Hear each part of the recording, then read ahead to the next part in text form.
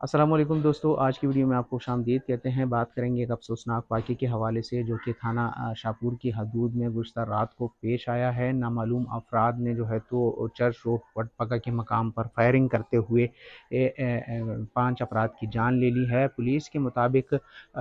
5 جو افراد جو کہ جاں بحق ہوئے ہیں ان کا تعلق ایک ہی فیملی سے ہے، ایک خاتون اور ان کے 4 بچے جو ہے تو اس واقعے میں جاں بحق ہوئے ہیں، جن میں 3 لڑکیاں اور ایک لڑکا شامل ہے۔ پولیس کے مطابق 40 سالہ خاتون نورین اور 18 سالہ یاسر، 19 سالہ نایاب، 12 سالہ ہنی اور 15 سالہ جویریہ جو ہے تو اس جاں بحق افراد میں شامل ہیں۔ پولیس کے مطابق فائرنگ کے بعد جو ہے تو ملزمان فرار ہونے میں کامیاب ہو گئے ہیں، جبکہ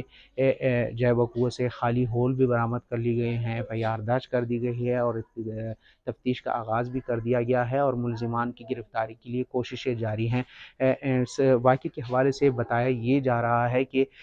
شاید قاتل مقاتلے کا یہ شاخسانہ ہو یا ذاتی دشمنی کا شاخسانہ ہو، چونکہ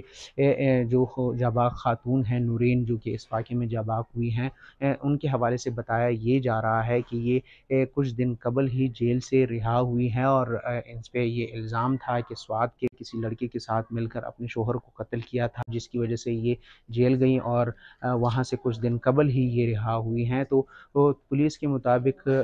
FIR درج کر دی گئی ہے اور تفتیش کا آغاز کر دیا گیا ہے اور جیسے جیسے اس کی تفتیش آگے بڑھے گی تو تمام حقائق جو ہے تو وہ سامنے آئیں گے۔